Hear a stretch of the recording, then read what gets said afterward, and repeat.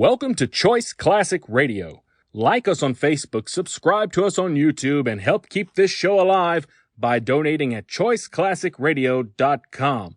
For more of your favorite old-time radio shows, join us on our companion podcast, Choice Classic Radio, Mystery, Suspense, Dramas, and Horrors, where we bring to you the most mysterious tales that the golden age of radio had to offer. And now, with 326 episodes made, broadcasting from 1939 to 1950, we bring to you The New Adventures of Sherlock Holmes. Petri Wine brings you Basil Rathbone and Nigel Bruce in The New Adventures of Sherlock Holmes.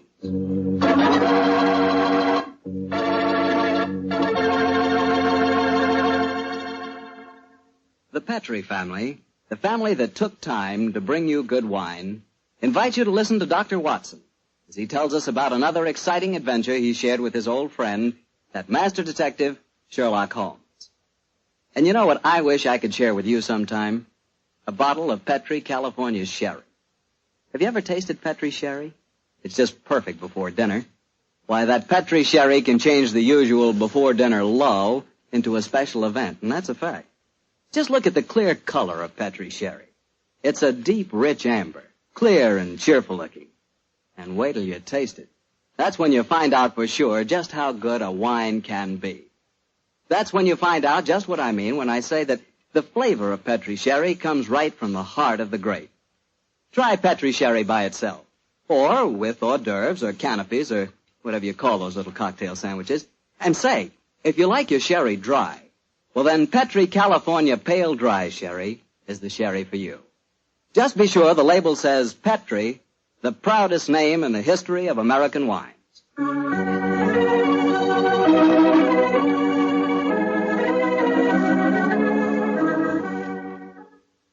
And now let's look in on our old friend, Dr. Watson. Doctor? I'm out here on the patio, Mr. Bartell. Come out and join me. Quiet, Winnie. Quiet. Down, Monty. I see the welcoming committee's here. Yes, little scoundrels. They begin to think they own this patio. Scoop them off the chair, Mr. Bartell, and settle yourself down. All right, off you go, boy. Off you go. Go on, off you go. That's it, my boy. As a matter of fact, it's rather appropriate that the puppies should be here tonight. As in the story that I'm going to tell you, a dog played a most prominent part. A dog? What kind of a dog, Doctor? No, my boy, don't get me anticipating my story. For once, I'm going to start at the beginning. Which was? On a summer morning in 1890, not long after my marriage. I'd gone back to my private practice, you know, and Sherlock Holmes was living alone in our old Baker Street rooms. You still saw him, I suppose. Indeed I did, Mr. Bartell. In fact, occasionally I even persuaded him to forego his bohemian habits so far as to visit my wife and me. But to get back to my story, I'd been exceptionally busy that summer. In consequence, was feeling rather, shall we say, nervy and run down. So much so that Mary, Mrs. Watson, persuaded me to take a fortnight's holiday. We went down to the charming little village of Taplow on the lower reaches of the River Thames. But, as so often happens, the best-laid schemes of mice and men gang after glay. I guess the holiday backfired on you, Doctor, and you found yourself involved in a mystery? Maybe a mystery calling for the aid of your old friend Sherlock Holmes? Quite correct, Mr. Bartell. We'd only been down there a couple of days when the trouble began. In fact, the whole thing became so involved that I thought the best thing to do was to put the whole strange story in a letter to Sherlock Holmes. This I did. And I can imagine how he chuckled when he read my... Dear old Watson. Seems to be a little out of his depth. My dear Holmes, I need your help. Or at least your advice. 2 days down here, and I've become involved in a most unusual problem. It began this morning when Mary and I were out for an after-breakfast stroll. The sun was shining, the birds were singing, and there seemed every indication of it being a happy and...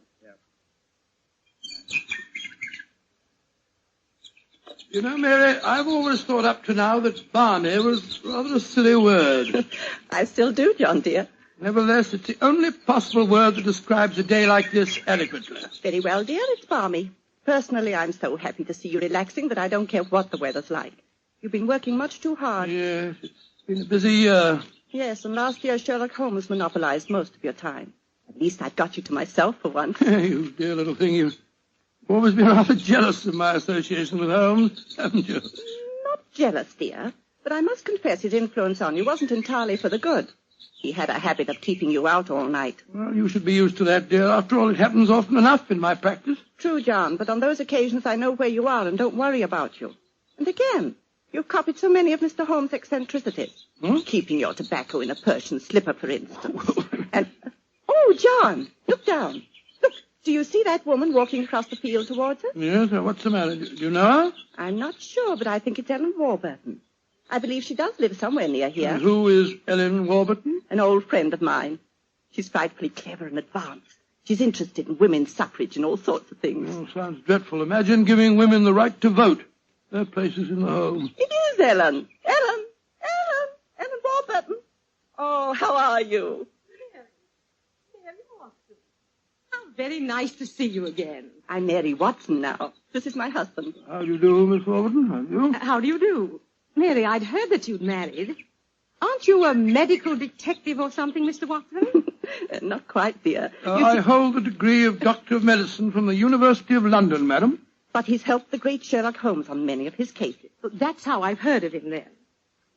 Do you mind if I walk with you a little way? Of course not, Ellen. Come along. Do you live near here, Miss Warburton? About 4 miles away, Doctor, at Chevy Grange. I'm a glorified housekeeper for my uncle, Colonel Warburton. Oh, dear, that sounds rather dull for you.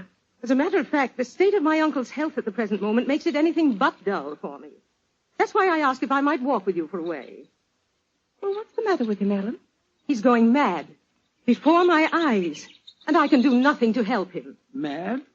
Come now, Miss Warburton, surely you... Doctor, I'm not an hysterical girl. In fact, I regard myself as something of a scientist. I studied physics for a number of years at Bristol University. And I tell you that my uncle is going insane. What are the symptoms? Most of the time, he's perfectly normal. But when these attacks are on him, he gets in the most frightful rages and says the strangest things. He's even complained of hearing a shrill piping whistle that comes out of nowhere. I can't hear it, nor can anyone else. But Uncle gets into the most dreadful state. I wonder, would you have a look at him for me, Dr. Watson? Well, I don't hardly Of course, feel... John will do everything he can. Thank you so much. Then supposing you both come over... So, my dear Holmes, at 7 o'clock this evening, we found ourselves approaching Chevy Grange. It was rather a forbidding-looking place, covering a little more than an acre, I should say. As we stood waiting for admittance, I must confess that I was not entirely... Gloomy-looking place, isn't it, Mary? It is a little forbidding, John, dear. Oh, dear, what's that?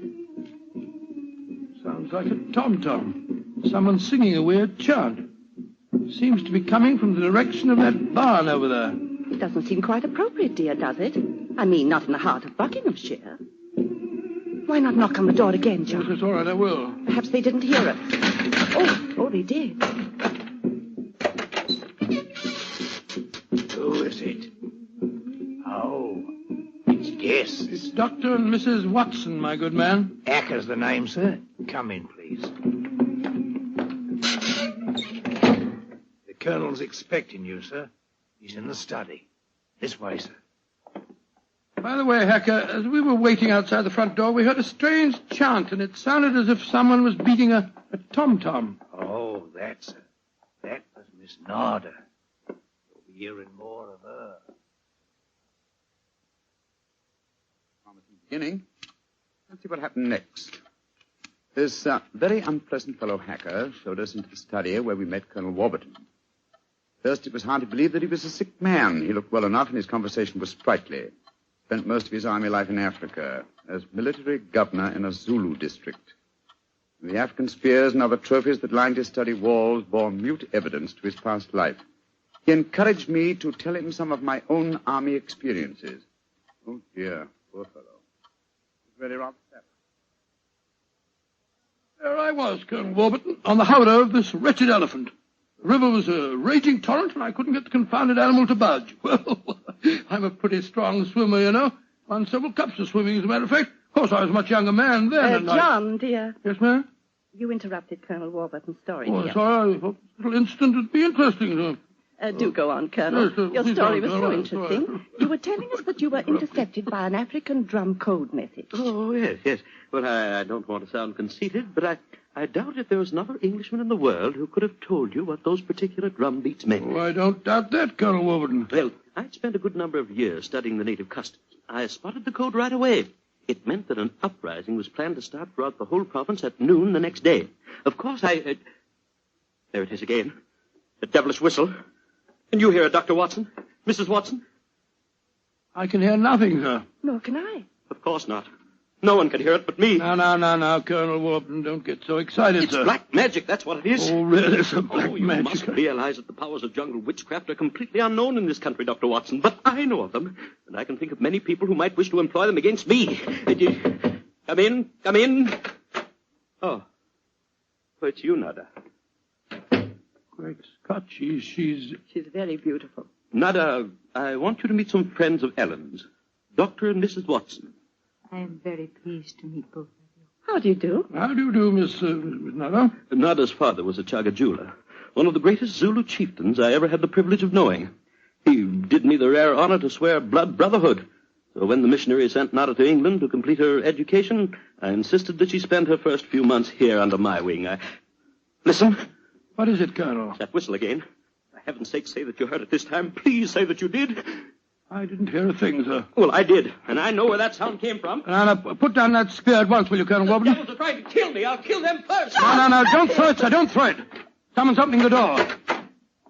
Uncle! It's Ellen. Great Scott, the spear missed her by an inch. Uncle, what is it? Whistle. I heard it again, Ellen. And I'm going to find where it came from. Poor Uncle. Of course, you heard no sound. Nothing, Ellen. What can we do to help him, Dr. Watson? Well, it's hard to say, Miss Warburton. I'm not sure that medical help's what she needs. He seems perfectly sane and lucid except for these strange outbursts. But we must do something. Propose to, madam. As soon as I get back to the inn, I think I'll write to my old friend Sherlock Holmes and ask his advice. There's the problem. I can't feel that the man should be committed to an asylum, and yet obviously when these attacks are on him, he doesn't matter to have her. Well, fascinating problem, and one that calls for speedy action. I think a telegram to my friend Watson might help to clarify some aspects of the case. Yes. Let's see. Dr. John H. Watson, Red Lion Inn, Taplow, Bucks. I suggest that you ascertain one important fact. Does the Warburton household have a dog? Telegraph reply, Holmes. Oh, my soul, Mary, that's a cryptic answer to my letter. Yes, dear, it is. I'm afraid Ellen will be disappointed. He's coming over to join us for lunch to see if you have any news. What on earth can dogs have to do with the case? I can't possibly... Here's Helen now. Good morning, Ellen. Hello, Mary. Good morning, Doctor. Good morning.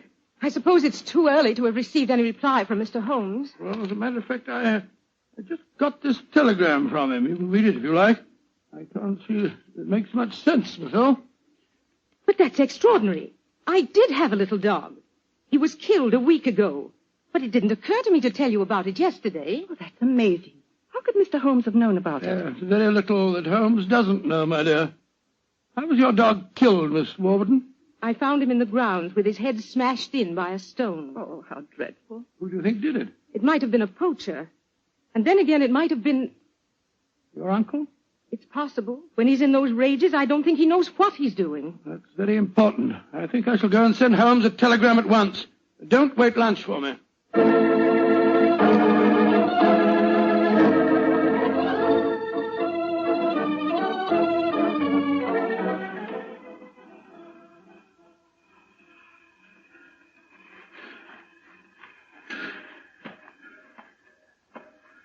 Why did we have to walk over to the station, John, dear? To see if there was an answer at the station telegraph office to the wire that I sent Holmes. Oh, but it's only 4:30, dear. It's hardly possible for him to have answered as quickly as that.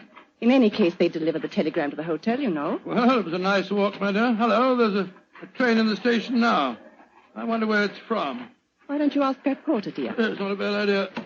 Porter, what train is this? Oh, it's the London train, sir. Right on time. Next stop, ready? Not many people getting off here, are there? Great Scott! Look who's here. Oh, dear, it's Mr. Holmes. And he's got a dog on a leash. Oh, What? My dear fellow, how are you?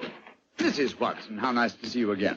Thank you, Mr. I'm Holmes. delighted you're here, old fellow. We walked over to the station to see if you'd answered my telegram, and here you are in person. It occurred to me that I could be down here in the same time that it would take a telegram to reach you. And I decided that a day or two in the country would make a pleasant change, apart from the fact that Colonel Warburton's problem interests me enormously. Why on earth did you bring a dog? I felt that this was a case in which a dog would be of invaluable assistance. Oh, be careful, John. Yes, look out, old chap. I think it would be safer not to pat him. I picked him up on the Mile End Road for a couple of florins, and I fear he's a dog that should have remained in London.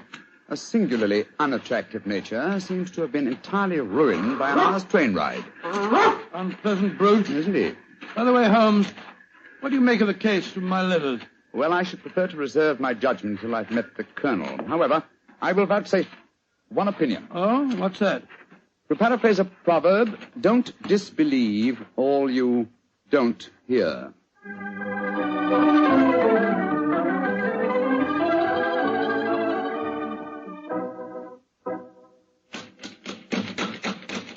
I can't think why someone doesn't answer. They can't all be out.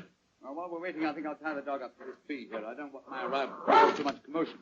Quiet! Quiet! Don't you think perhaps we could try the door, John? Yes, certainly. It's a good idea. Hello. It's unlocked. Then let's go in, old fellow. Let's go in. Colonel Warburton? Colonel Warburton? Ellen? Ellen? What was the name of that butler fella? Hacker. Yes, of course, that's it, Hacker. Hacker! Hacker! We appear to be in an empty house. The dog! Oh, fool that I am. I shouldn't have left him here. Come on.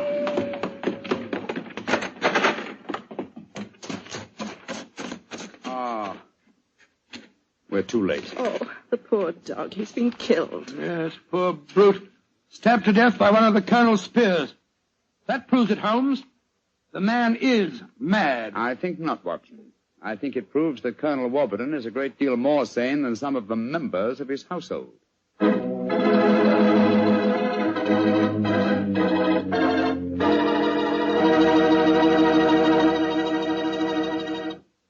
You'll hear the rest of Dr. Watson's story in just a few seconds. Time for me to remind you that there's one secret every smart woman knows. Simply, good wine makes good food taste better. And by good wine, naturally, I mean Petri wine. Try a Petri wine with your dinner. If you want a wonderful red wine, try Petri California Burgundy. If you want a perfect white wine, try Petri California Sauterne. In fact, try them both. You'll agree, I'm sure, that next to your good cooking, nothing can do more for a meal than a glass of good wine. A glass of Petri wine.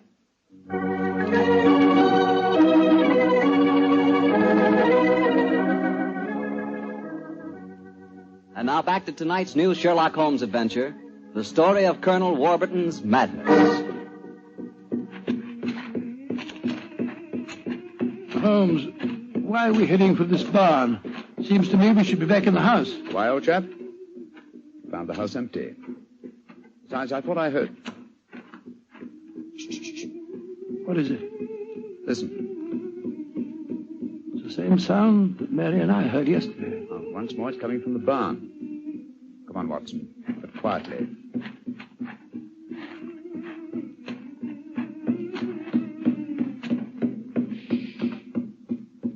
We can see through this window here. It's that Zulu girl, Nada. She's beating a drum and chanting. Who's the man with her? It's Colonel Warburton. No, it isn't. It's that servant fellow, Hacker.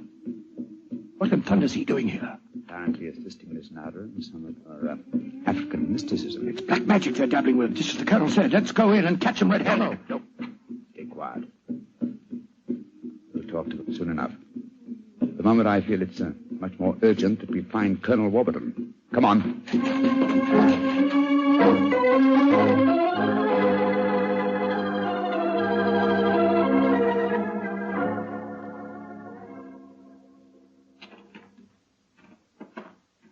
There's the Colonel, pacing up and down in front of the house with Mary and his niece, Miss Warburton.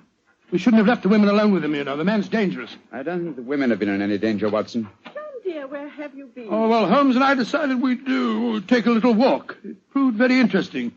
Miss Warburton, this is Mr. Sherlock Holmes. How do you do, Mr. Holmes? I'm so glad you're here. How do you do, Miss Warburton? And this is Colonel Warburton, Mr. Sherlock Holmes, eh? I suppose you think I killed your wretched dog. Well, I might have done it. When I hear that whistle, something seems to snap in my brain. I might have killed it. Why doesn't your doctor friend certify me as insane? Send me where I belong before I do any worse, damn it. Poor man. Isn't there anything you can do for him, Mr. Holmes? I most certainly will try to, Miss Warburton. Watson, old fellow, I wonder if you'll follow the colonel and give him a sedative. I'm afraid he has quite an ordeal before him. What's over, Holmes? Miss Warburton, where were you when my dog was killed? Down in the greenhouse. As soon as I heard the poor animal yelping, I ran up to the house. I see.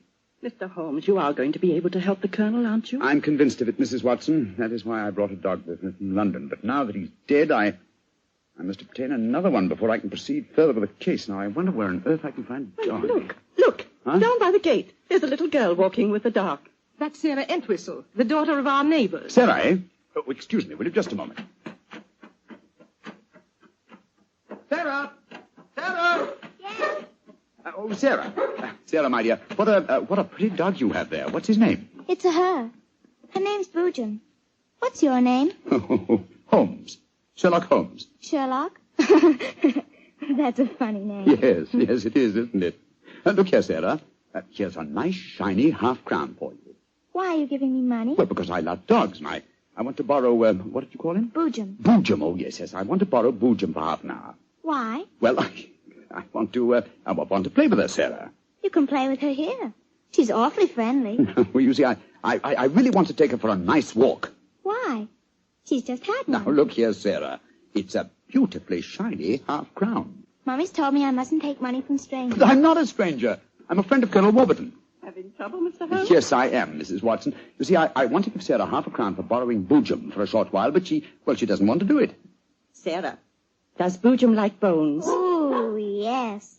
Loves them. We've got a lot of bones up at the house we'd like to give her. Have they got plenty of meat on them? Plenty. She can have a wonderful feast, and then we'll bring her back in half an hour. All right. Go on, Boojum. Now, promise you'll bring her back in half an hour. We promise. Yes, Sarah. And Sarah, what about the half crown? Well, I'll take it home and ask Mommy if I may keep it. Good. Goodbye. Goodbye. And take care of Boojum. Oh, she's a sweet little girl. Mr. Holmes, you're not going to expose Boojum to any danger, are you? None, Mrs. Watson. Otherwise, I shouldn't have borrowed her. I'm convinced that Boojum will give us the clue to what appears to be Colonel Warburton's madness.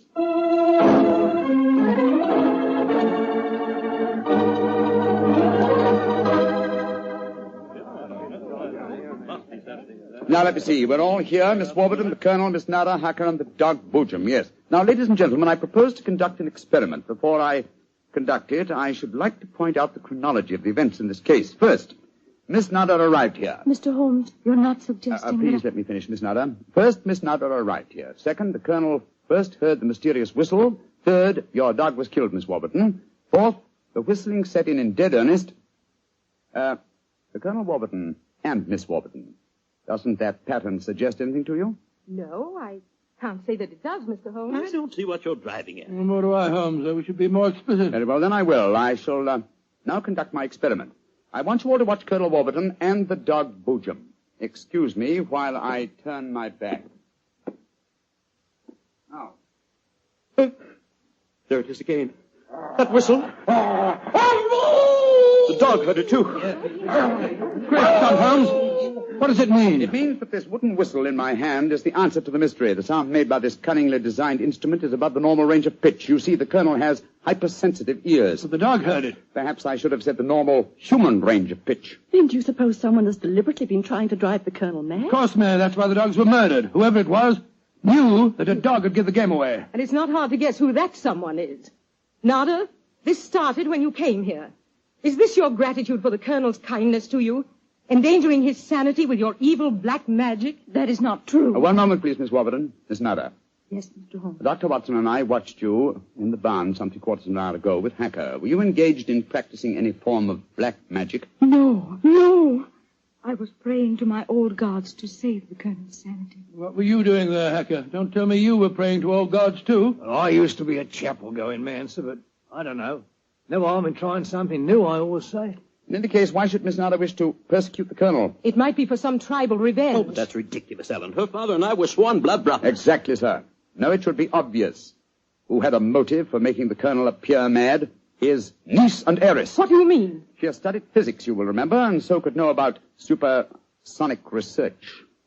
Possibly she was afraid the colonel might leave his estate to Miss Nada, and so wished him to appear insane and thereby invalidate a new will. What? In any case, I found this whistle in a drawer in your room, Miss Warburton. Ellen, how could you? I did it for your sake, to save you from Nada. She's just an adventuress, only you won't see it. Colonel Warburton, what action do you wish me to take regarding your niece, Miss Warburton? My niece? I have no niece, Mr. Holmes. Come, Nada, my dear.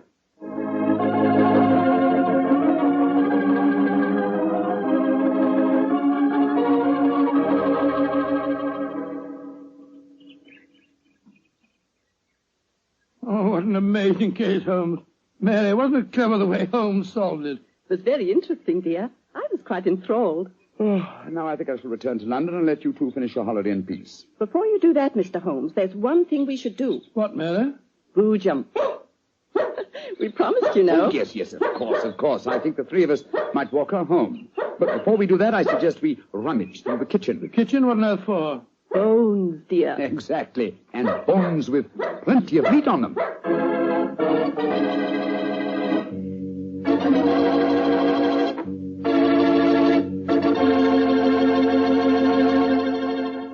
Say, Doctor, that was a swell story. And look, you mean there really is a whistle that only dogs can hear? I thought you'd ask me that question, so I've got one of those whistles to show you. There. Well, there's nothing unusual about it. Blow it, Doctor. Well, listen, Mr. Bartell, if I want you to come quickly, I don't just have to whistle. All I have to say is, would anybody like a glass of Petri wine? And hey, presto, there you are. Well, can you blame me? I know a good wine when I hear it. And Petri wine sure is good wine. It ought to be. The Petri family's been making wine for generations. As you know, ever since they started the Petri business way back in the 1800s, that business has always been family-owned and operated. So just think of all the experience the Petri family's gained. They've been able to hand on down from father to son, all they've ever learned about the art of turning luscious California grapes into fragrant, delicious wine. So whenever you're choosing a wine to serve before dinner, with dinner, or at any time, you can't go wrong with a Petri wine. Because Petri took time to bring you good wine.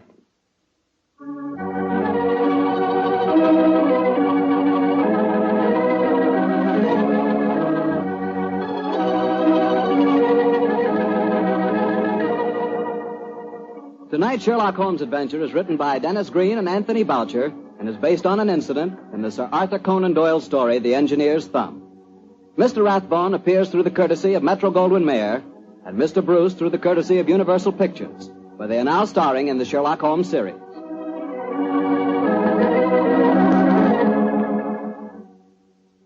The Petri Wine Company of San Francisco, California, invites you to tune in again next week, same time, same station.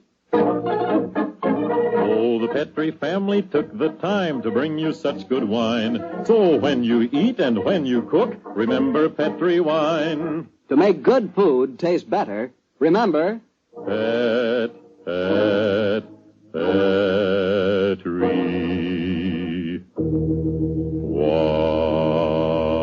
wine. This is Harry Bartell saying goodnight for the Petri family. Sherlock Holmes comes to you from our Hollywood studios. This is the Mutual Broadcasting System.